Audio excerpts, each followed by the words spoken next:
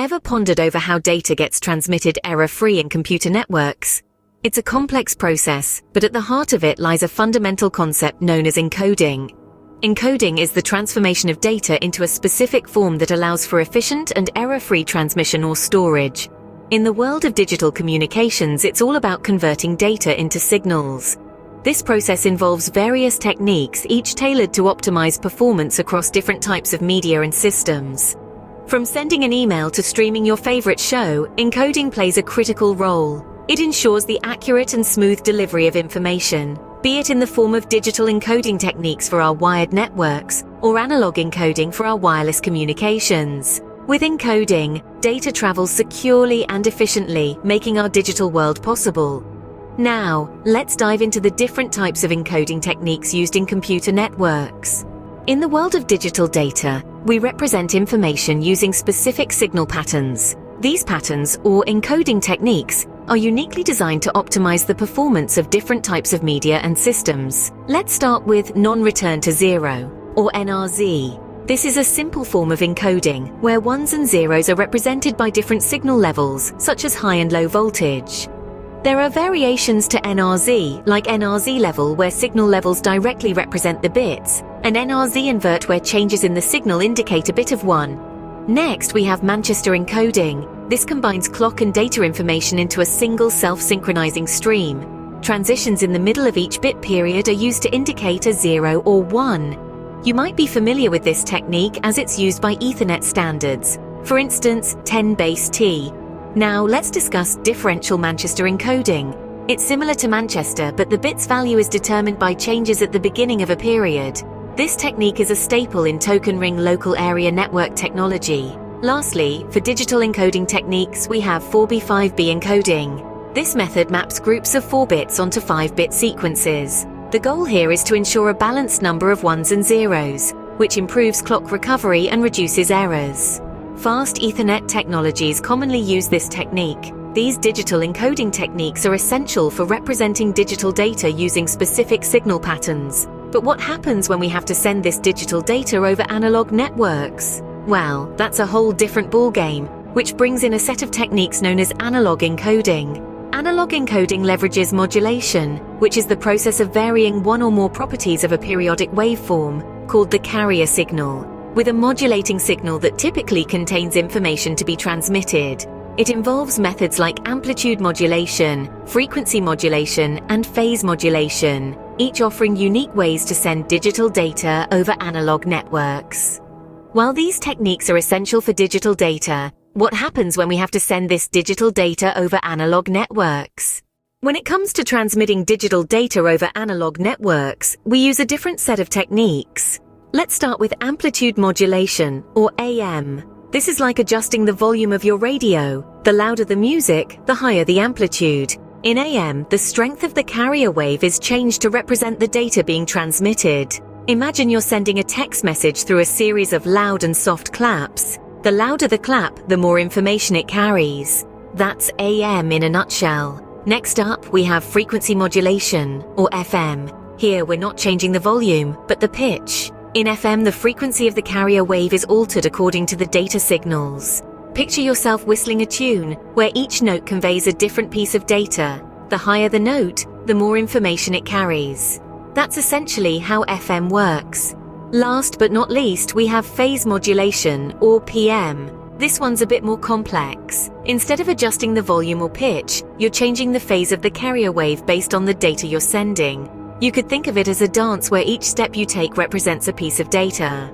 The direction and timing of your steps hold the information. That's PM in a nutshell. Now, each of these techniques has its strengths and weaknesses. AM, for instance, is simple and cost-effective, but it's also susceptible to noise and interference. FM, on the other hand, offers better sound quality and is less prone to noise, but it requires more bandwidth. PM provides high data rates and is very efficient, but it's more complex and requires more processing power. These techniques are the backbone of transmitting digital data over analog networks. They allow us to convert ones and zeros into waves that can travel through the air, over wires, or even through space. But what about wireless networks? Do they use a different set of encoding techniques? Wireless networks indeed have their unique set of encoding techniques. Let's dive right into them.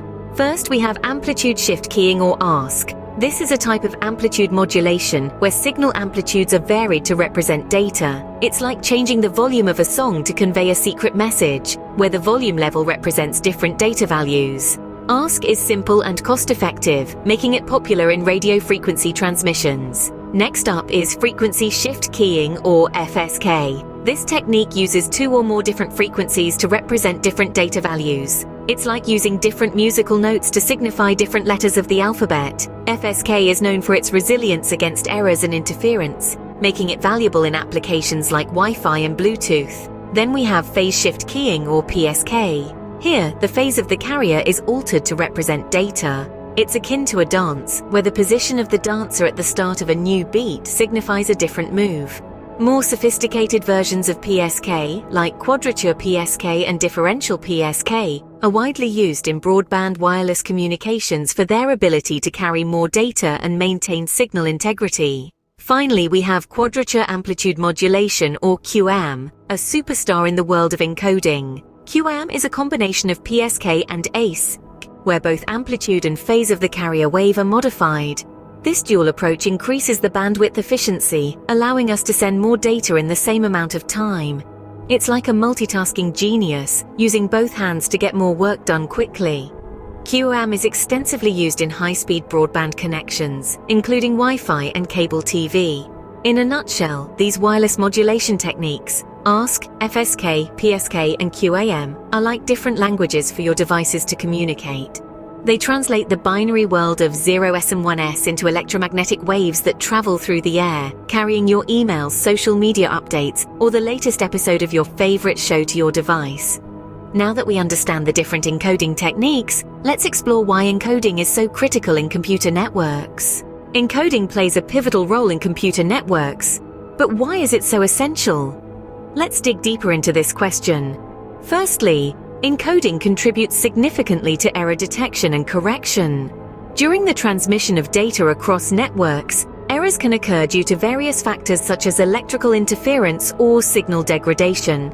Certain encoding schemes like the parity bit method or cyclic redundancy check include patterns that help in detecting these transmission errors. Even better, some sophisticated techniques can correct these errors without the need for retransmission. This error resilience is crucial in maintaining the reliability of digital communication systems. Next, let's talk about signal integrity. Encoding helps maintain the integrity of data during transmission by ensuring that the signal contrasts are sufficient to be distinguishable from noise.